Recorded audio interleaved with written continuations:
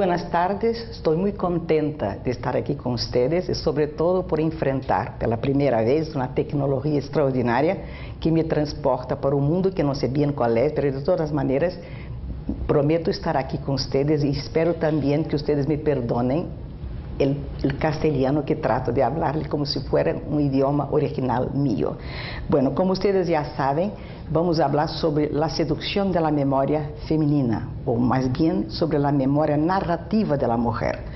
Y quisiera llamar la atención para ustedes de un libro llamado Cartas Persas, de Montesquieu, el gran pensador francés, ¿no?, que hace una pregunta, a mi juicio, inquietante.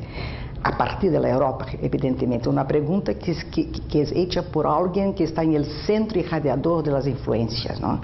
E que traduz a realidade cultural desde então, traduz a realidade social e também a questão do colonialismo, que é como é que alguém pode ser persa, ou seja, como é possível ser homem e persa a la vez, como se fueran incompatibles la condición. ¿Cómo es posible ser hombre y ser mexicano? ¿Cómo es posible ser hombre y ser brasileño?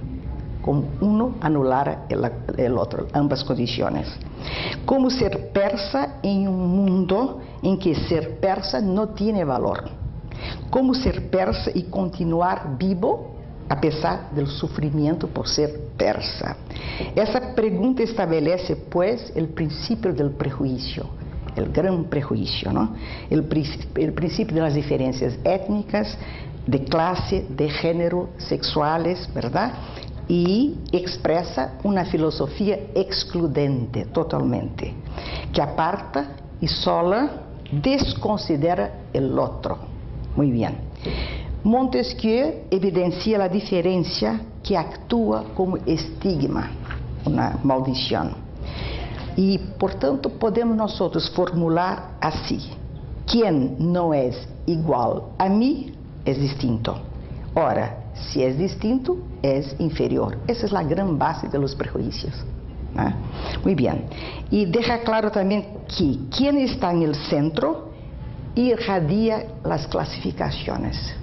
Ou seja, tem autoridade para classificar. Esse sentimento persa, así lo llamaremos, puede ser igualmente aplicado a la mujer. El sentimiento persa sería aquel experimentado por quien es víctima de la diferencia, puesto que la diferencia, además de desclasificar el distinto, impone una desclasificación a la estética del otro, a su pensamiento, a su manera de vivir, a su historia, a su producción, a su religión, ¿verdad? A su totalidad. Casi se podría decir, es una oposición a su ser ontológico. Muy bien. Es el caso de la mujer a lo largo de la historia. La criatura distinta en la historia. El género invisible en la historia. Y esto extiéndese a la creencia de no haber la mujer producido arte, no haber producido narrativa. Muy bien. De haberle faltado, consecuentemente, la memoria narrativa que los textos narrativos dejan en quien produce narrativa, ¿no? Muy bien. Esto es, aquella memoria que, una vez convocada por quien escribe, trabaja a favor de quien está criando, ¿no? A favor de los personajes, a favor del lenguaje, a favor del poder que emerge de la narrativa. Una memoria narrativa que incluiría la mujer como protagonista, como narradora, ¿verdad? Y que incluiría la mujer en el arte como heroína. Esto no ha pasado de verdad. Una memoria que pudiera legitimar socialmente, intelectualmente, esa mujer. Pero a propósito de la memoria, es siempre oportuno enfatizar que la memoria, a mi juicio, como ustedes pueden imaginar, es un milagro diario. Entre outras tarefas, diz quem somos, onde estamos, em que época vivimos e para onde nos dirigimos também, como se a memória fuera destino. Então, a memória está sempre presente, pronta para perguntar e pronta para contestar. pronta para olvidarse también. Sin la memoria, no hay noción del tiempo, no hay presente. Por tanto, una de las finalidades de la memoria es narrar, puesto que la memoria prueba que existe cuando cuenta una historia, cría y engendra una secuencia de hechos, cuando es acumulativa, arqueológica, arcaica y cuando es futura también, prepara-se para ser futura la memoria. Muy bien, especialmente cuando no nos deja olvidar, puesto que ella tiene la habilidad de olvidarse, la memoria tiene ese poder, deliberado o no, de olvidarse. Pero cuando no me deja olvidar, en ese caso, yo soy una mujer, soy una escritora, soy una brasileña. Por tanto, gracias a la memoria, confieso que tengo gusto en servir a la literatura con cuerpo de mujer y con memoria de mujer. En mi oficio de escritora, siempre me he devotado a la memoria, especialmente a la memoria femenina. Daí preguntar-me, e podemos igualmente perguntar-nos todos, onde está e onde estuvo esta memória narrativa feminina a lo largo de los milênios? O quanto da história humana aún existe, está guardado, está estocado nesta memória narrativa da mulher que não ha escrito os livros. O que poderá haver nessa memória se a mulher é, se pode dizer, um ser reciente em la cultura canônica? Portanto, tentei saber sempre de que matéria esta memória feminina é hecha. Tentei conhecer ou tentei experimentar, buscar a natureza secreta, a natureza oficial desta memória. Uma memória que, aunque não escreviera, narrava por dentro todo o tempo. E isto por quê?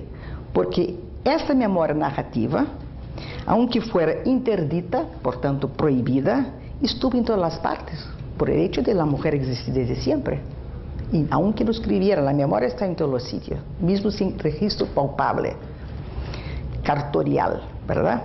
Estuvo en todos los tiempos esa memoria. Estuvo en el presente cuando de la fundación del mundo, desde el principio. Entonces, esa memoria seductora, enigmática, una memoria oral, por así decir, ¿no?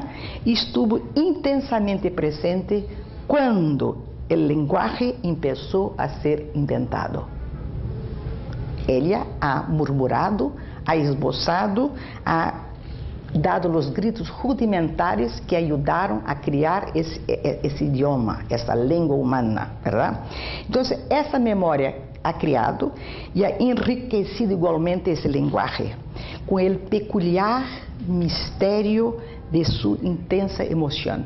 Todo que se ha criado a lo largo da história foi infiltrado por la emoción de la mujer, por la emoción del hombre. Pero la emoción de la mujer estuvo presente siempre. Infiltró los vocábulos, las palabras, las interjecciones, todo, siempre, siempre, siempre. Una emoción que, aunque confinada en el pecho femenino, confinada en la alcova femenina, y cuando hablo de la alcova, no sé si no es el sentido solo de la cama, alcova, no sé si en castellano es lo mismo, ¿no?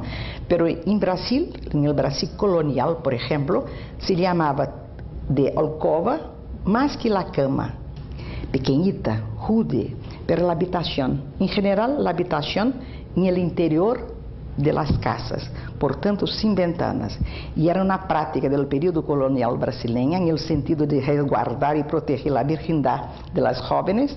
Ellas a la noche eram encerradas na alcova, que poderiam devotar-se a lujúrias privadas, mas não poderiam conhecer a lujúria oficial de maneira nenhuma. Então, nesse sentido também, sentido de las alcovas. Muito bem. Então, uma emoção que, mesmo confinada, ha sido capaz de absorver todas as realidades existentes. E daí podemos dizer que esta memória da mulher, essa memória narrativa, estuvo, como les he dicho, em todas as partes, estuvo presente na Bíblia. Quero fazer um recorrido histórico disso para saber até que ponto nuestra memoria tiene volutas de catedral, volutas de alas, volutas de sueño, porque estuvo en todos los sitios, ¿no? Y estuvo, como les he dicho, en la Biblia. Mismo si las páginas del Antiguo y Nuevo Testamento, ¿no?, le han destinado un papel secundario, ¿no? Y de tal manera es secundario ese papel que mismo María, en el Nuevo Testamento, ¿no?, María, la Madre de Jesús, solo llega a Europa como ese gran mito mariano a partir del siglo XII, cuando ella, su imagen, su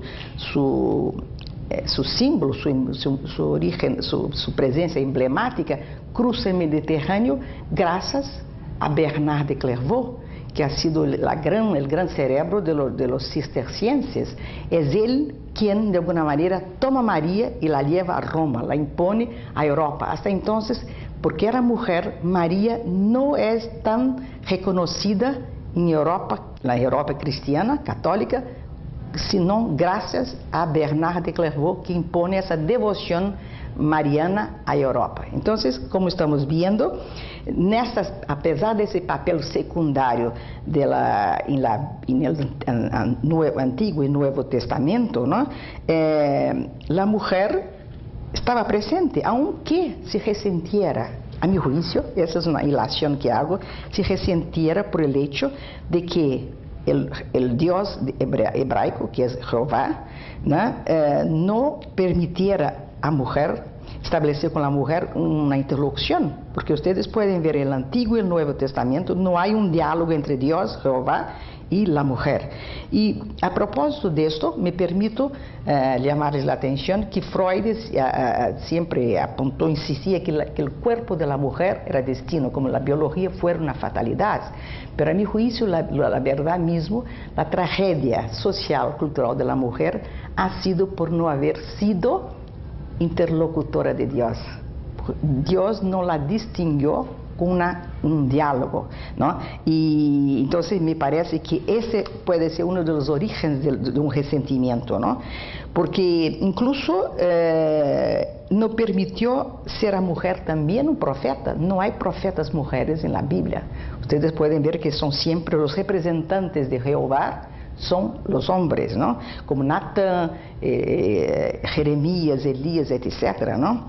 Y ejemplo de esta exclusión me parece lo más significativo, porque sobre eso voy a hablar en el miércoles, ¿no?, si ustedes se interesan, porque voy a hacer un discurso un poco iconoclasta, pero me parecerá interesante, espero, ¿no? Como ejemplo de esa exclusión, podemos apuntar que mientras Dios y Abraham establecen la Sagrada Alianza, que gana corporificación a través de la circuncisión, Sara no toma partido, o sea, Sara no es escuchada, ¿verdad? No consulta a Sara, que es mujer de Abraham. Ela expulsa rigorosamente desse diálogo, desta decisão. No entanto, embora expulsa do epicentro do poder, esta memória narrativa da mulher estuvo em todas as partes, seguia estando em todas as partes, uma vez que ela existia, ocupava o mesmo espaço físico de los homens. Assim, a guisa de exploração de ideias, não? Essa memória estuvo em Troia, por quando da batalha entre os gregos e os troianos, né? Essa memória habrá llorado junto a Cassandra, a Cassandra, hija de Écuba e de Príamo, não? Cujas profecias jamais foram consideradas. Nadie chegou a acatar o que ela profetizava. Cassandra é uma figura fascinante, não? Incluso, por exemplo, quando ela, já prisioneira, ha sido dada a Agamenon, ela lhe conta: mire, se você entra nesse palácio, você vai ser assassinado por Clitemnestra, sua amante. E ele não escuta, não considera o presságio de Cassandra. E ele entra para ser assassinado e leva junto a Cassandra, que também sucumbe a Egipto e a Clitemnestra. Então, e ela é rechazada, não solamente porque Apolo la amaldiçoa, é uma maldição que ela padece, não? Porque não aceita o amor de Apolo, é por el hecho de ser mulher. Os grandes profetas, os grandes seres que miravam hacia o futuro eram homens, pero a memória narrativa da mulher estava ali, estava ao redor de Cassandra, né? E essa mesma memória narrativa, ao longo dos siglos, dos milênios, não, estuvo também na Roma imperial, verdade? Estuvo certamente na tienda de Júlio César, né? Quando de suas batalhas, quando de, bueno, podemos imaginar as conquistas de la Gália, não?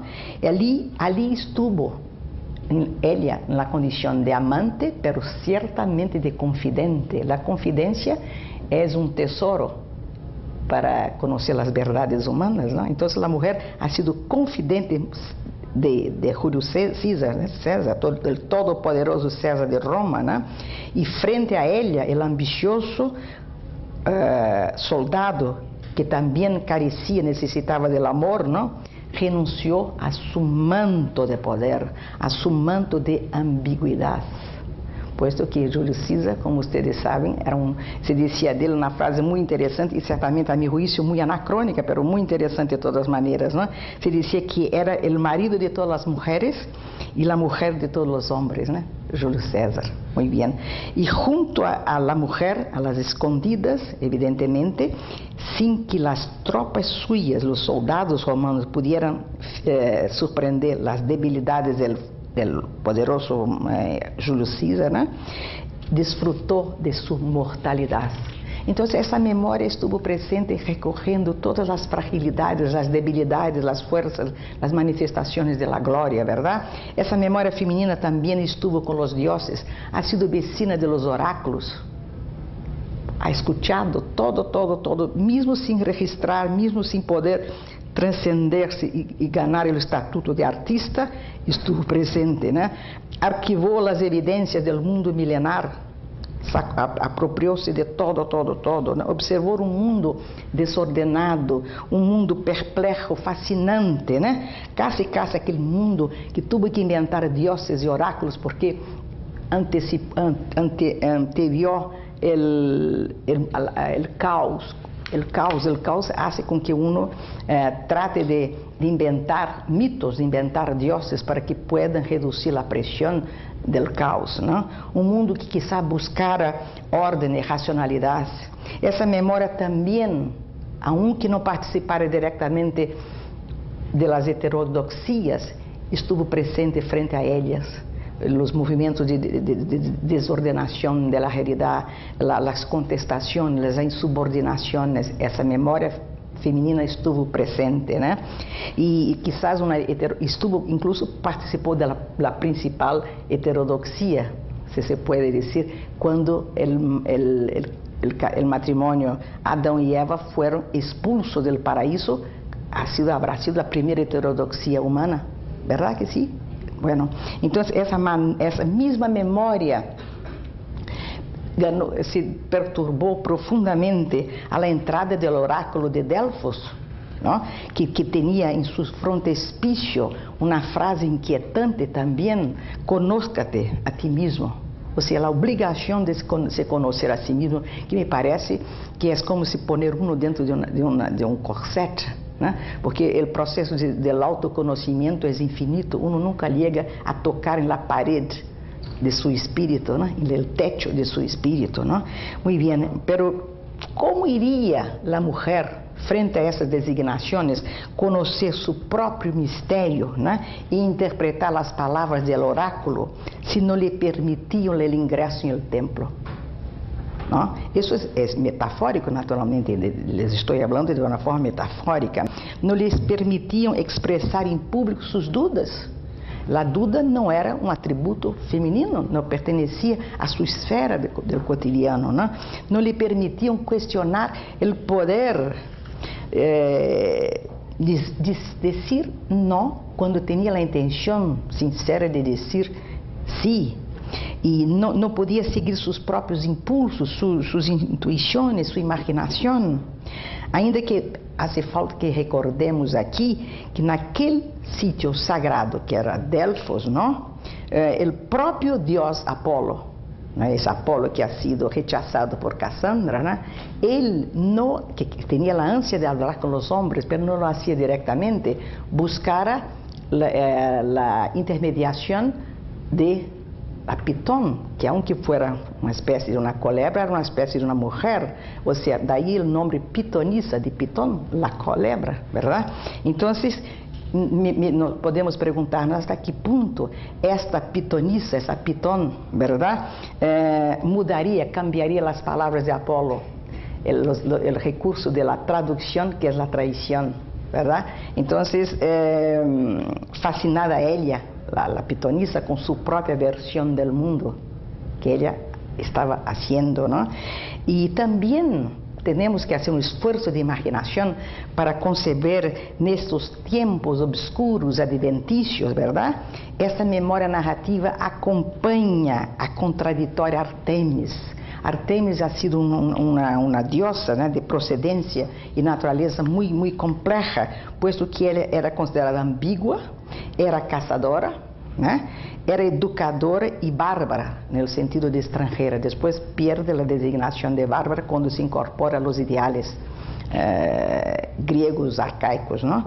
Aquella poderosa diosa que recibía en su templo a las jóvenes de Atenas, y allí, en este templo, ella las educaba a lo largo de los años. Una educación que consistía en domesticar a las jóvenes, ¿no?, en el concepto de civilización. Civilizar era domesticar, prepararlas para que perdieran el concepto de la selvagería, puesto que la selvagería no era un atributo femenino, era masculino, porque estaba asociado al concepto de la libertad, de la experimentación, de la aventura, de salir por la carretera y no volverse heroico a la vez. Entonces, era el concepto de civilización y de domesticación. Entonces, cuando terminaba el periodo del templo, ¿no?, eran devolvidas a la urbe, o sea, al mundo urbano. De ahí se dice, tiene urbanidad, o sea, conoce los límites impuestos a aquellos que viven en la ciudad. O sea, el ciudadano de la ciudad tiene que se comportar distinto de quien no conoce las reglas y los límites, las fronteras del mundo urbano, ¿verdad? Entonces, devolvidas a la ciudad, eran llevadas al hogar, que se consideraba civilización. ¿Y para qué? Para dar inicio a la vida de matrimonio. Esta niña de vuelta a la ciudad, a la casa. Muy bien. O sea, el connubio. Pero mire, es muy interesante. La devolución consistía en que estuvieran domesticadas, que estuvieran educadas y marcadas por el concepto de la civilización. Pero hay que recordar que domesticada viene de casa, domus. Por tanto, solo puede ser domesticada quien está conectada con la casa. Por tanto, la mujer estaba fatalizada a ajustarse a la casa. Muy bien. Entonces, y que estuviera libre de insubordinación, libre de la rebeldía. Muy bien. O sea, estaba pronta para ser ciudadana del hogar, pronta para ejercer un papel de esposa. Nesse processo de obediência imposta por Artemis a las novias, ellas tendrían que tener sus pelos cortaditos, rentes, muy cerquita, y modernas de alguna manera, pero un corte que no tenían los grandes peluqueros en aquel momento, ¿no? Entonces el pelo cortado en la noche de nupcia, justamente en la noche de nupcia. ¿Y por qué? Muy bien, para que se presentase delante de los maridos, de sus esposos, feas, sí, feas. ¿Por qué? Porque la feiura, de alguna manera, rebaja la autoestima. La feiura pide excusas a quien es bello, por ser, entre comillas, feo. Muy bien. Y a la vez imponía a las mujeres un papel de obediencia servil. En contrapartida, el marido, nessa noche, llegaba a la novia con los pelos inmensos, hirtos y muy fácil por la poeira, por el polvo. Ustedes pueden imaginar como el polvo acumulado pone el pelo inmenso, ¿no? No hacía falta usar un spray especial, ¿no? Entonces, ellos tendrían que exhibir el pelo largo, que era un señal de su libertad, de su selvagería, ¿verdad? Y de su belleza, porque ellos venían bellos, muy bellos, ¿no? Bueno, esa misma memoria que estuvo, como les he dicho, en Troya, que estuvo cerca de los, Julio César, que estuvo en la Biblia, que estuvo en todos los sitios, ¿no? Fue acumulando como fuera polvo en su intersticio la materia que emergía de las realidades milenarias, ¿no? Fue peregrinando por los siglos, por las tierras, pelos rituales da tierra también. Ha pisado el suelo sagrado, estuvo presente en ceremonias religiosas, y hay que acordar aquí que la mujer hubo un momento que estuvo a frente del cortejo de los misterios de Eleusis, ¿no? En que la mujer venía de blanco delante del cortejo. En aquel momento ella conocía, sabía el lenguaje que se comunicava com os dioses, verdade? E tinha acesso a esse discurso, ao discurso com que se dirigia a los múltiplos dioses de entonces, né? Isto ocorrendo até o momento em que ela foi também expulsa do centro sagrado. E quando me acuerdo agora, quando se habla muito do centro sagrado, se acuerda também de Davi, pero não vamos multiplicar muitas sugerências aqui. Onde os deuses pensavam e atendiam o projeto de adoração dos homens. Uma memória que, aunque secreta, aunque puesta à margem, conheceu todas as geografias, todos os mares, todos os rituales, a vida nômade, verdade? E que terminou, evidentemente, dominando especialmente a geografia de la casa. Se convirtió em maestra de la casa, verdade? Confinada entre 4 paredes, pero devotou-se a valorar, a homenagear la sala, la cocina, el jardín, la habitación. Enfim, estabeleceu ali, naquele espaço, o espaço do afecto, o espaço sexual, o espaço da procriação, verdade? E que lhe garantisse, de alguma maneira, o afecto, o amor, o sexo e a procriação lhe garantizava um poder, né?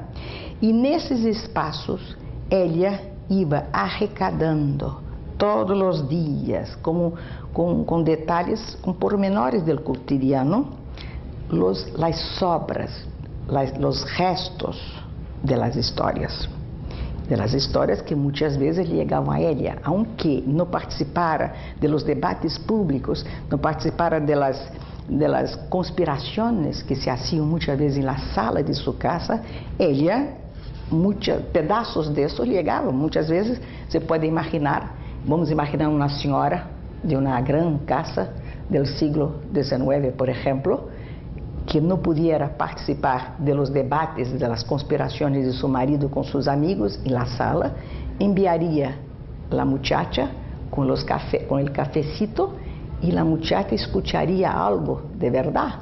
Ele contaria todo por la mitad e todo mutilado e todo deformado. Ou seja, cada qual ia haciendo uma versão da história a los pedaços, a las sobras da história, que de verdade é o melhor, porque a história inteira nunca cuenta a sí misma, ¿no?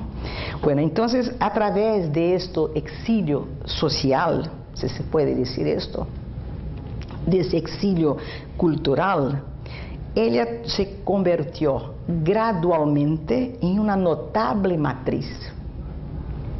Una matriz capaz de reproducir, de engendrar todos los enredos narrativos, aunque no escribiera. Ela pensaria. Ela seria capaz de engendrar todas as histórias y todos los enredos, ¿verdad? Y más que eso, todas las intrigas nunca escritas. Ustedes se han dado cuenta, no sé muy bien si en la lengua castellana la palabra intriga tendrá o no una connotación despectiva. Creo que sí, creo que sí. Porque está siempre asociada a la mujer en general. Los hombres no hacen intrigas, hacen conspiraciones políticas, salvan la patria, ¿verdad? Pero intrigas es más bien para la mujer. La verdad es que las intrigas, nosotros no podemos vivir sin las intrigas. Es que la intriga es como si fuera una ancla, nos agarra a la vida. No hablo de las intrigas perversas, mórbidas, que destrozan el honor de las personas. Hablo de las intrigas que dan pruebas de que nosotros nos interesamos por el vecino. El vecino está allí y cuando contamos, mire el zapato estamos tejiendo una pequeña intriga que salva a uno del anonimato, ¿verdad? La intriga, cuando indica una presencia en tu historia, significa que reconociste, legitimaste la existencia del otro. Muy bien, la intriga tiene ese concepto, ¿verdad? Y entonces ella inventó, esa mujer, esa memoria narrativa, ¿no? Todas metáforas, porque sin las metáforas uno no puede vivir. Metáforas como respirar, hace parte de nuestra naturaleza profunda, hasta para no decir nada, hay que buscar una metáfora, ¿no? Y entonces inventó las imágenes, todos los recursos que los narradores masculinos le fueron sonegando. Bueno, a lo largo de la historia, siempre a lo largo de la historia. Y cuanto más le faltaba, ¿no?, a memória narrativa oficial em suas vidas, na vida das mulheres em sua memória narrativa, mais hacía ella uso del subterfugio, de los subterfugios del simbólico. Ou seja, ella, de alguma maneira, a mulher se convierte num ser, entre comillas, simbólico. Se não é por ela mesma, lhe é conferido esta constante simbologia. E uma simbologia que ela habrá aceptado ou não, pero que de verdade embutió em seu espírito, porque ele foi isso sendo machacado, como disse usted, todo o tempo, que tinha, é um ser simbólico para o bem e para o mal. Muito bem. De alguma maneira, esta memória narrativa, esta mulher, ha enriquecido, aunque não tuviera a aparência de riqueza, muito mais de pobreza, aparentemente, não? Su sintaxe personal, familiar, su sintaxe solitário com o mundo simbólico. A mulher é quizás o ser mais simbólico. É o ser que pide emprestado o linguagem de quem seja para definir a si mesma, ou pelo menos ha sido.